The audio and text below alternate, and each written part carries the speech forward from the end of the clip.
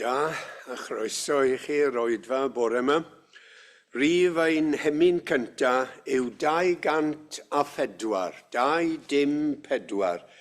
Felly carodd Dyw wrth rychau anhawddgara erioed a fi. Felly carodd fel y roddodd annwyl fab a'i fynwes gi. Nid arbedodd, ond traddododd ef dros ein pechodau I gyd. Taro'r cyfaill arbed gelyn, felly carodd Dyw y byd. Ac yn y blaen, 204.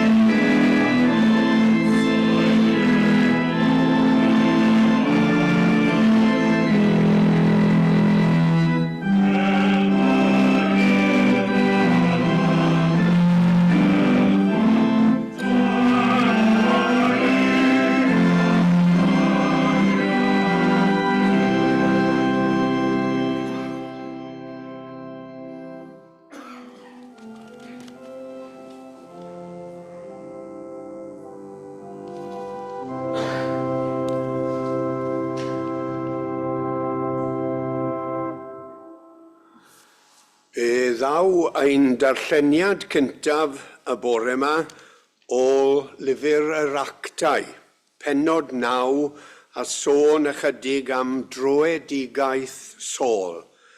Ac yna llythyr cynta Paul at y Corinthiaid, pennod 15, lle mae'n sôn am atgyfodiad Crist. Yr oedd Saul yn dal I chwythu bygythion angheuol yn erbyn disgyblion yr arglwydd.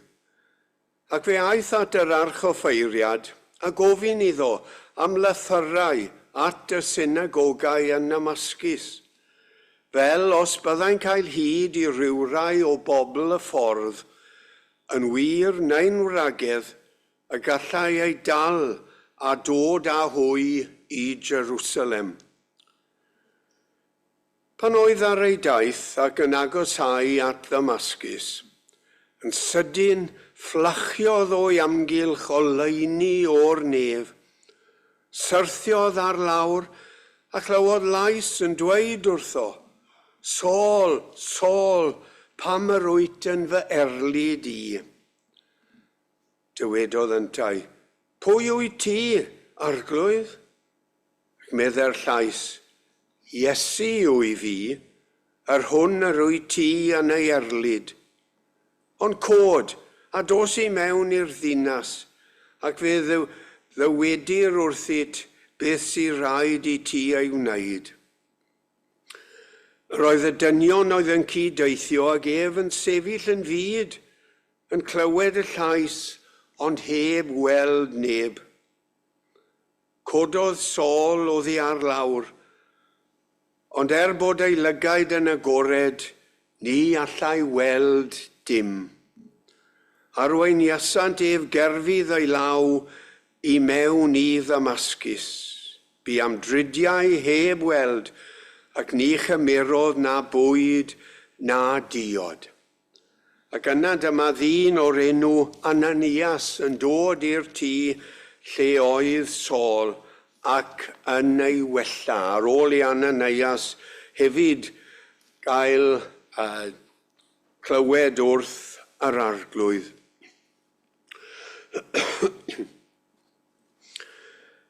Yn y fan, syrthiodd rhywbeth fel cen oddi ar ei lygaid, a chafodd ei olwg yn ôl. Cododd ac fe'i bedyddiwyd, a chymerodd luniaeth ac ymgryfhaodd. Bu gyda'r disgyblion oedd yn Ddamascus am rai dyddiau, ac ar unwaith dechreuodd bregethu Iesu yn y synagogau, a chyhoeddi mai mab Duw oedd ef. Roedd pawb oedd yn ei glywed yn rhyfeddu. Ond nid dyma'r dyn meddent a wnaeth ddifrod yn Jerusalem ar y rai sy'n galw ar yr enw hwn, ac onid i hyn yr oedd wedi dod yma, sef i fynd â hwy yn rwym at y prif offeiriaid. Ac oherwydd bod Saul yn pregethu mab Duw, roedd yr Iddewon yn cynllwynio yn ei erbyn. Ond daeth ei cynllwyn yn hysbys i Saul, a roeddent hefyd yn gwylio'r pyrth ddydd a nos mwyn ei ladd ef. Fel oedd e ffili dianc. Ond cymerodd ei ddisgyblion ef yn y nos a'i ollwng i lawr y mur gan ei ostwng mewn basged. A Saul yn gallu dianc o'r bobl oedd yn cynllwynio i'w ladd. Gyna chydig adnodau o lythyr cynta Paul at y Corinthied, atgyfodiad Crist. Ynglŷn â'r efengyl frodyr a bregethau sy'n chwi ac y dderbyniasol chwythau, yr efengyl sydd yn sylfaen eich bywyd ac yn foddion eich iachawdwriaeth, yr wyf am eich atgoffa am gynnwys yr hyn a bregethais. Os ydych yn dal i lynu wrtho, onid yn ofer y credasoch, oherwydd yn y lle cyntaf, traddodais i chwi yr hyn a dderbyniais, i Grist farw dros ein pechodau ni yn ôl yr ysgrythurau, iddo gael ei gladdu a'i gyfodi y trydydd dydd yn ôl yr ysgrythurau, ac iddo ymddangos i Ceffas, ac yna i'r 12, yna ymddangosodd i fwy na 500 o'r brodyr ar unwaith, ac y mae'r mwyafrif ohonynt yn fyw hyd heddiw. Yna ymddangosodd i Iago, yna i'r holl apostolion, yn ddiwethaf oll fe ymddangosodd i minnau hefyd, fel i ryw erthyl o apostol. Oherwydd y lleiaf o'r apostolionwy fi, Un nad oedd deilwng i'm galw yn apostol, gan i mi erlyd eglwys Dduw. Ond trwy ras Duw, yr wyf yr hyn ydwyf, ac ni bu ei ras ef tuag ataf yn ofer. Yn wir, mi lafuriais yn helaethach na hwy i gyd. Eto, nid my fi, ond gras Duw a oedd gyda mi. Ond pa'n bynnag ai my fi a'i hwy, felly yr ydym yn pregethu, ac felly y credasoch chwythau. A bendith Duw ar y darllen a'r gwrando o iair sanctaidd. A gawn ni ganu ymhellach ar emyn rhif 420. 420. Iesu ddywedodd, fi yw y bara bywyd dynol ryw o'i fi. Ac yn y blaen, 420.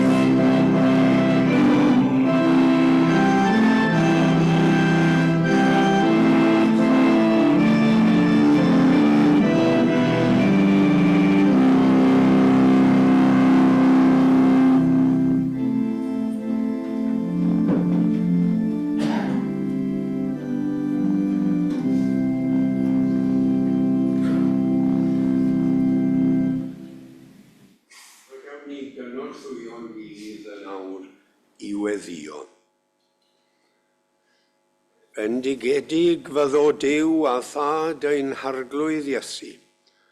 O'i fawr drigaredd, fe barodd fain geni ni o'r newydd, I obaith bywiol trwy atgyfodiad Iesu. Gogoniant a fo I ti o dad holl alluog, am I ti gyfodi dy fab, a'n gwneud ninnau'n gyfranogion o'i fuddugoliaeth ef. Gogoniant a fo I ti o arglwydd Iesu, am I ti drwy dy aberth a thatgyfodiad, agor I ni byrth y bywyd tragwyddol.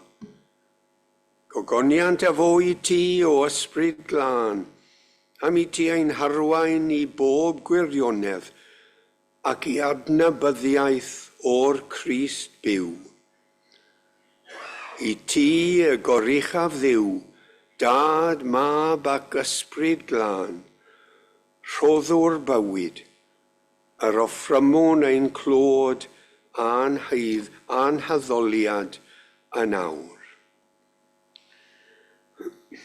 Arglwydd ddiw, arglwydd bywyd, diolchwn mai ohono ti y daw bob bywyd newydd. Diolchwn am fywyd newydd y Gwanwyn, ac am bob arwydd o ddeffroad natur o gwsg gaeaf. Diolchwn am bob gobaith a dyhead newydd sy'n codi yn ein calonnau. Am bob profiad o lawenydd yn gorchfygu tristwch, o gariad yn gorchfygu atgasedd, o ffydd yn gorchfygu ofn. Diolchwn yn arbennig am lawenydd ar y feddod, am I ti ddwy'n bywyd newydd i'n byd. Diolchwn fod Iesu yn fyw heddiw ac yn cerdded llwybrau ein bywyd ni.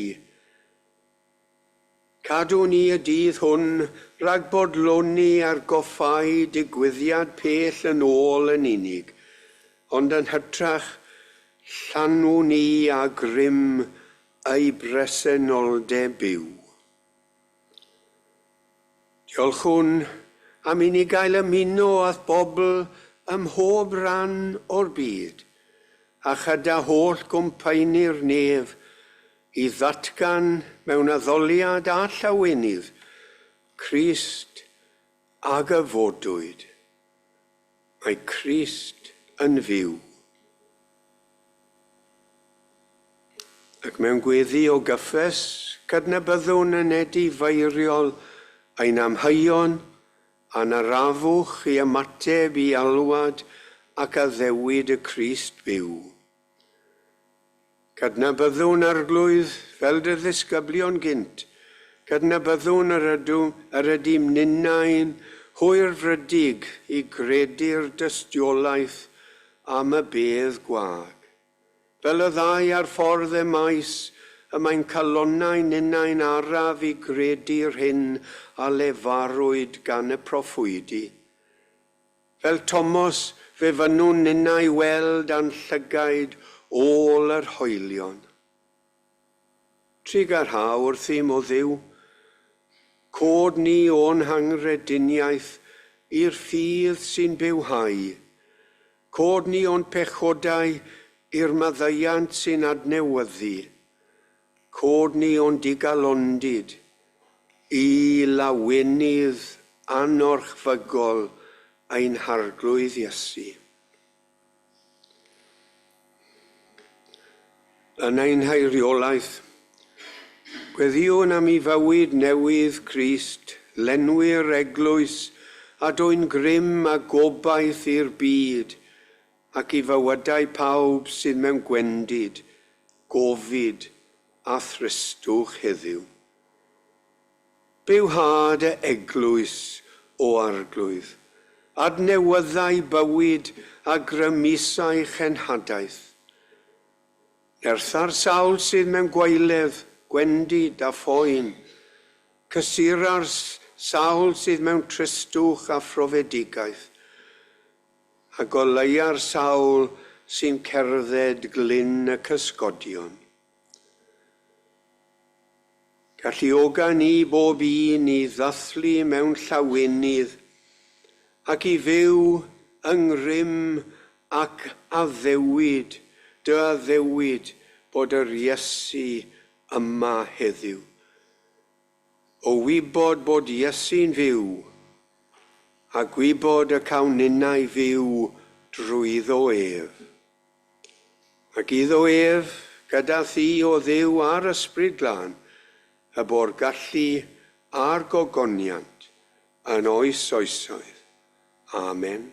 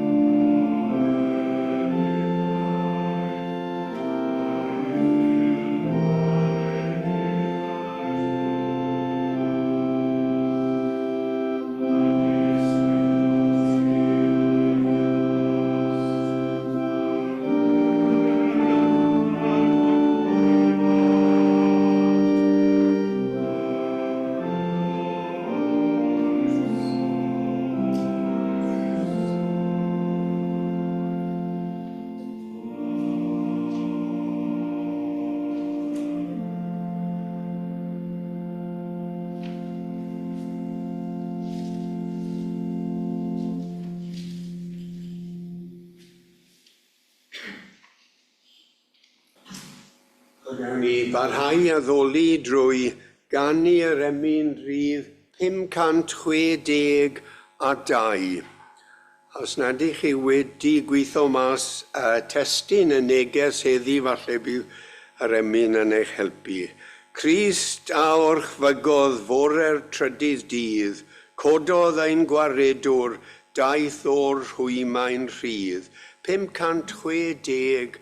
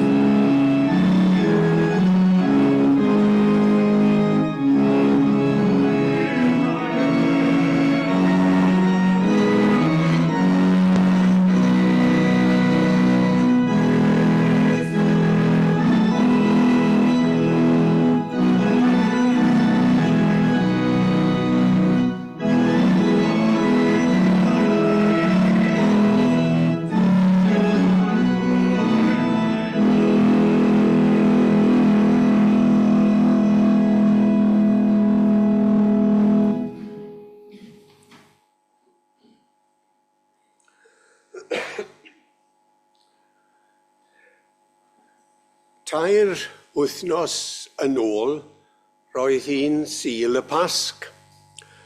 A chi'n wyndra'n pam ydw i wedi sôn cymaint am yr atgyfodiad heddi. Mewn mis, fe fydd hi'n Sulgwyn.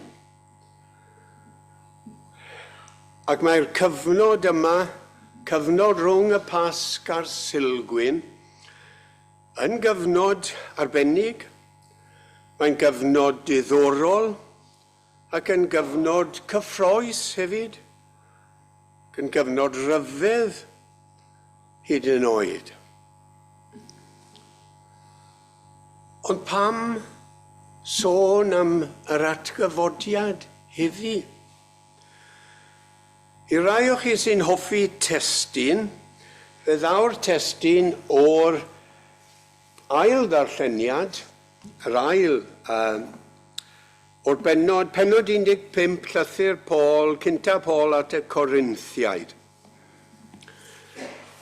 Os nad yw Crist wedi ei gyfodi, gwagedd yw ein pregethu ni, a gwagedd hefyd yw eich ffydd chwi. Mewn geiriau eraill, yr atgyfodiad yw sylfaen ein ffydd a sylfaen ein Cristnogaeth.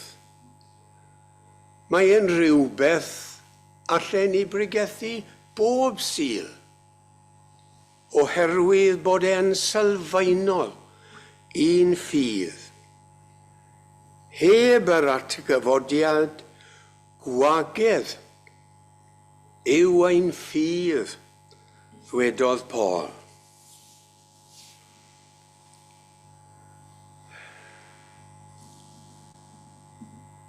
Mae Paul yn sôn hefyd yn yr un bennod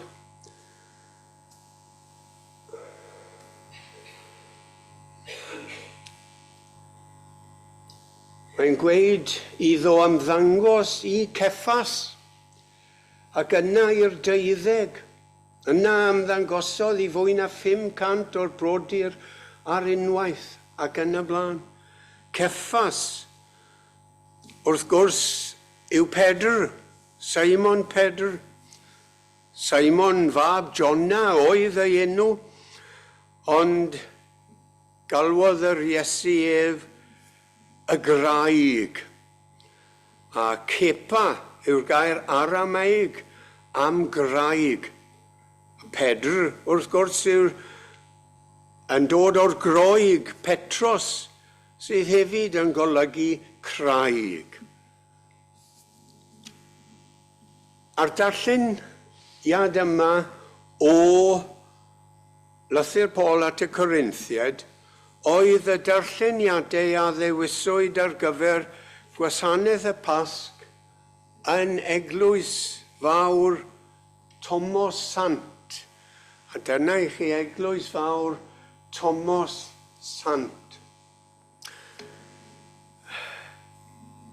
A buon ni yno, tair wythnos i heddi, o'n i ddim fan hyn, o'n i yn yr eglwys fan yn dathlu'r Pasg. A dyna'r eglwys lle y bu Johann Sebastian Bach yn gantor.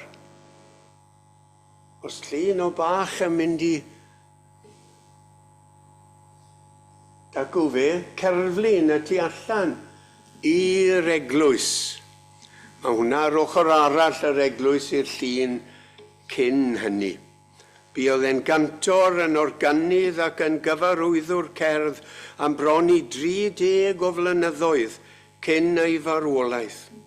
A buon ni yno fel teulu dros Sul a llun y Pasg a'r dyrnodau wedyn. Pryd y darllenodd y gweinidogion yn y gwahanol wasanaethau yma, hanes y maes hefyd a rannau o'r Efengylau. Roedd y pwyslais yn gyfan gwbl ar atgyfodiad Iesu. Ac mewn man arall, mewn neuadd gyngerdd, eithon ni wrando ar oratorio handel yr atgyfodiad. Dyw e ddim yn un o rai adnabyddus, efallai am ei bod yn eidaleg ac nad oes côr yn rhan o'r oratorio. Ond roedd cerddoriaeth handel yn ddigon adnabyddus. Mae eglwys Thomas Sant, dyna un ochr, sewn ni nôl i'r llun cynni. Mae'n eglwys eitha mawr, yn dal iawn. Mae o faint eglwys gadeiriol, ond heb y capeli bach ar yr ochrau byddech chi'n cael mewn eglwys gadeiriol. Rywsut mae'n debycach i'n capeli ni o ran y gwasanaethau nag y byddech yn ei ddisgwyl. Roedd yr eglwys yn llawn dipyn cyn i'r gwasanaeth ddechrau. Almaenwyr fynychaf oedd yno, almaenwyr o bob oed. A un thema fawr drwy'r wythnos oedd llawenydd y Pasg, a'r wefr a ddaw yn sgil hynny. Allwch chi ddychmygu eich bod gyda ni yno yn disgwyl i'r oedfa ddechrau. A gewn ni lun arall o'r côr.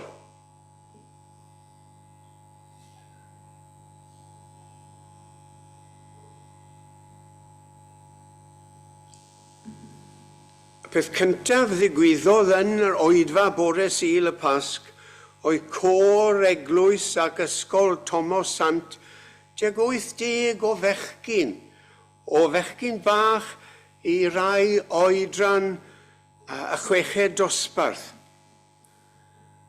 Yn canu cantata bach mewn ffordd ddisgybledig. Yn canu yn llawen a'r sain yn cyrraedd pob ran o'r eglwys. Y peth gwahanol i ni oedd eistedd i ganu'r emynau, canu mewn unsain, ac ambell i weddi hefyd yn cael ei ganu yn unsain. Heblaw am yr emyn olaf, lle byddai'r gynulleidfa yn cael canu ei rhan, a chael sefyll i'r darlleniadau a gweddiau i'r pregethwyr.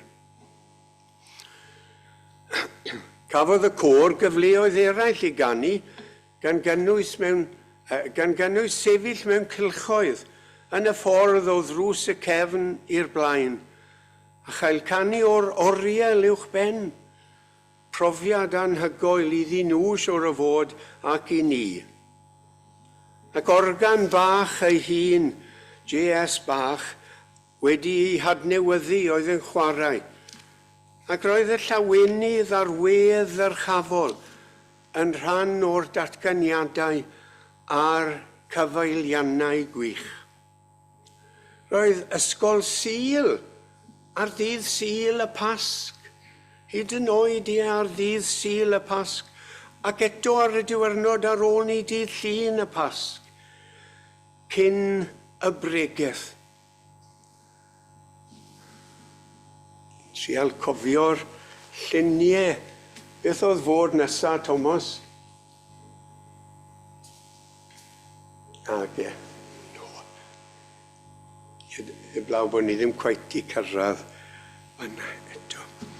Ysgol Sul, cyn y bregeth. Fe wnaeth y plant ymgynnull yn y blaen a cherdded drwy'r gynulleidfa i sŵn yr organ. Ac roedd llawenydd y Pasg yn amlwg ymhlith y plant hefyd. A roedden nhw'n dod nôl i'r gwasanaeth tua diwedd yr oedfa ac yn dangos beth o'n nhw wedi wneud. A ddyn crwtyn yn eistedd yn yr un res a ni. A llun gyda fe, o'r bedd gwag. Llun o'r bedd gwag. Ar bapur, a darn celch wedi torri mas a pisyn o bapur yn cysylltu hwn a ddecrwtyn yn gallu tynnu'r y fain, y garreg o'r bedd. Ond hefyd oedd y plentyn di cael llyfr bach, llyfr lliw yn sôn am yr atgyfodiad. A ni'n gallu gweld y plant yn darllen yn y seddau wedi iddyn nhw ddod nôl. Ond nhw hefyd wedi gwneud basgedi bach, rhoi cywion bach a gwyau ynddi nhw. A'r rhain wrth gwrs yn arwydd o fywyd newydd wedi'r atgyfodiad. Ac roedd lle canolog, lle pwysig i'r plant. Ac roedd llawenydd yn rhan o'r gwasanaeth, llawenydd yn y miwsig, cor y bechgyn. Roedd hi'n hyfryd gweld plant bach yn canu pob nodyn a phob gair yn hyderus, yn ei gwisg ysgol. Yn un oedfa roedd cantorion ar y galeri fel petai, ynghyd â cherddorion offerynnol gwych hefyd. Llawenydd y Pasg. Ac roedd llawenydd yn y ddinas ei hunan. Roedd y rhan fwyaf o'r siopau ar gau ar ddydd Sul a dydd Llun y Pasg. Ac roedd clychau mawr yn canu dros y ddinas, canu yn yr hen ddinas fasnachol lewyrchus ddeniadol. A'r ddinas fodern yn adlewyrchu'r bywyd newydd sydd yno heddiw. Rwy'n gwybod bod rai o aelodau'r Crwys wedi bod yn Leipzig pan oedd effaith y rhyfel yn dal yno. Mae llawer o waith wedi wneud yn y ddinas. Rai hen adeiladau wedi hadfer a rai newydd wedi ei hadeiladu. Y gwesti lle roedd yn un aros roedd yn perthyn i'r cyfnod comiwnyddol, ond nawr mae'n westi hyfryd yn rhan o fywyd newydd y ddinas. Ac yna'r bregaeth. A rhaid i mi ddiolch oedd cyfieithydd arbennig gyda ni yn ystaf yna yn gallu deall popeth oedd yn digwydd oherwydd bod cyfieithydd yn deall yr Almaeneg yn wych. So diolch iddo am ein helpu ni a helpu yn y ffordd hynny hefyd gyda'r neges yma. Roedd y pwysles yn y bregaeth ar y newid mawr a ddaeth yn sgil atgyfodiad Iesu. Ac fel y disgyblion a'r holl rai a welodd Iesu wedi'r atgyfodiad, mae eisiau i ni i fod yn fodlon gweld y realiti ysbrydol uwch y mae'r atgyfodiad yn ei amlygu i ni. Llawenydd y Pasg, ac mae angen ffydd yn realiti a gwirionedd y Pasg. Roedd y Pasg yn her i'r disgyblion cyntaf, yn her i'r ddau ar y ffordd i Emmaus, yn her i Thomas, paid â bod yn angredadun, dwedodd Iesu wrtho, bydd yn gredadun. Ac ymateb Thomas, fy arglwydd am Duw. Yr Iesu yn ychwanegu darn bach, ai am i ti fy ngweld i, ar wyt ti wedi credu. Gwynau byd a rai a gredodd, heb iddynt weld. Ac mae'r Pasg yn dal i fod yn her i ni heddiw. Fe wnaeth y Pasg newid cwrs hanes. Cofiwn y darlleniad y Pasg ar atgyfodiad yw sail y ffydd Gristnogol. Heb y Pasg ar atgyfodiad fyddai dim Cristnogaeth fel y gwyddom ni am Gristnogaeth heddiw. Dewch ni feddwl am funud am y disgyblion a drodd yn ferthyron wedi gweld Iesu ar ôl ei atgyfodiad. a sôn am un disgybl Thaddeus. Nid un o'r rai mwyaf adnabyddus I ni efallai, ond cafodd Thaddeus ei ferthyru dros ei ffydd. Y sôn yw bod ei weddillio naill ai yn Rhufain neu mewn mynachlog yn Armenia. Feddyliwn am Paul, neu Saul fel oedd e. Ei waith oedd erlyd Cristnogion, a'i hanfon i'r carchar.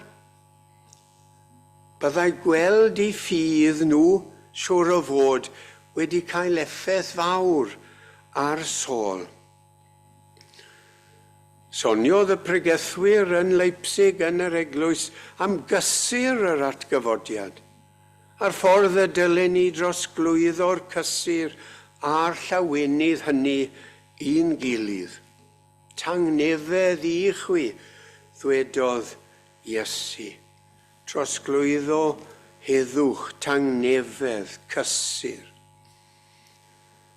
Yn ôl un pregethwr, weithiau fydd pobl ag ofn creu pennod newydd yn ei stori nhw I hunain. Dyna oedd un o broblemau'r ddau ar y ffordd I maes. Oedd I ar y dechrau yn gwrthod gweld ymhellach, yn gwrthod gweld Iesu wedi siom y Pasg iddyn nhw, yn hytrach a cael y ffydd I fentro ymlaen. Felly mae angen I bob un ohonom fod yn berson y Pasg a chreu ein realiti a'n hanes newydd ni ein hunain. Mae'r Pasg yn agor ffordd I ni feddwl mewn ffordd newydd. Mae'r Pasg yn ein herio I feddwl yn ysbrydol. Pobl y ffordd oedd un enw ar y disgyblion cynta. Nid oherwydd bod nhw'n crwydro'r ffordd, ond oherwydd bod nhw wedi cael ffordd newydd yn dilyn yr atgyfodiad. Yn Corinth mae'n debyg roedd mwy nag un fath o Gristion. Bu Paul yno am 19 mis yn pregethu yn y synagogau ac yn sefydlu eglwys. Roedd rai o'r Cristnogion cynnar yn dod o'r synagogau hynny ac eraill yn genedl ddynion. Roedden nhw'n wahanol ac mae Paul yn defnyddio neges y Pasg I ddod â nhw at ei gilydd. Llawenydd y Pasg i'r iddew ac i'r genedl ddyn. Cofiwn fod y cyfeiriadau hyn gan Paul wedi hysgrifennu cyn yr Efengylau, a bod llawer o'r Cristnogion cynnar, y ran fwyaf o bosib, heb wybod hanes Iesu I gyd, heb wybod am stori ei fywyd ar y ddaear. Y disgyblion iawn o'n nhw wedi bod yn byw gydag ef am flynyddoedd, ond y rai oedd wedi troi yn Gristnogion oherwydd yr atgyfodiad, a'r hyn o'n nhw wedi clywed am y digwyddiad hynny. Nhw heb wybod am ei wasanaeth a popeth roedd e wedi I wneud. Mae rai yn dweud bod Efengyl Marc yn rhyw fath o stori sydd ddim yn rhoi'r ffeithiau moel, ond yn adrodd stori. A siŵr o fod mae storiwr profiadol oedd wedi bod wrthi yn Efengyl Marc. Sneb yn siŵr pwy oedd disgrifennu Efengyl Marc. Ai rhywun o'r enw Marc, Ioan Marc o bosib, ond yn amlwg mae'n storiwr ac yn creu stori o wasanaeth Iesu. Stori bydd yn gallu cael ei adrodd fel bod pobl y Cristnogion newydd yn gallu dod I wybod am wasanaeth Iesu. A mae Marc yn gorffen ar bedd gwag. Yn ôl rai, mae'r tudalennau olaf yn eisiau o bosib, wedi mynd ar goll. Ond rhoi'r stori oedd y nod. Roedd Paul a'r Cristnogion a'r merthyron cynnar eisoes wedi sefydlu lle creiddiol y Pasg a'r atgyfodiad. Ond roedd y stori cyn hynny i'w hadrodd hefyd. Ac mae popeth yn adlewyrchu llawenydd, cysur a bywyd newydd. Ac yn enyn ynom ni yr awydd i weld bywyd ac i weld ein bywydau ninnau mewn ffordd ysbrydol. Cofiwn felly neges Paul, mae dyma yw craidd y ffydd Gristnogol. Mae wedi seilio ar wirionedd ysbrydol, y mae'n rhaid i ni afael ynddo os ydyn ni am ddeall bywyd yn iawn a gwerthfawrogi'r ystyr tragwyddol sydd iddo. Cofiwn lawenydd, her a chysur y Pasg a'r bywyd ysbrydol newydd a'r meddwl mewn ffordd ysbrydol sy'n her i ni i gyd, mwyn ei enw. Amen.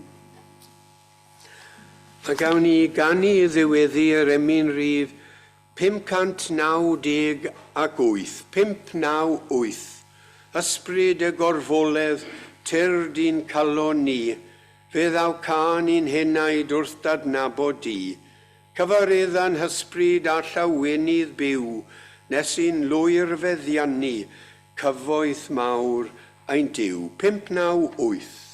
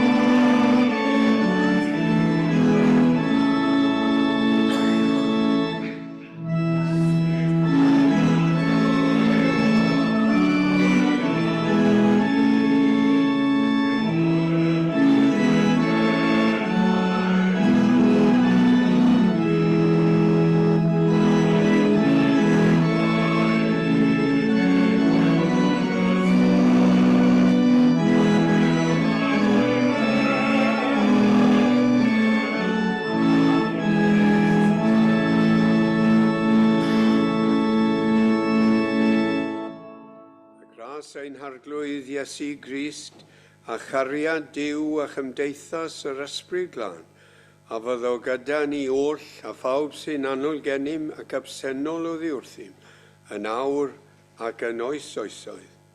Amen.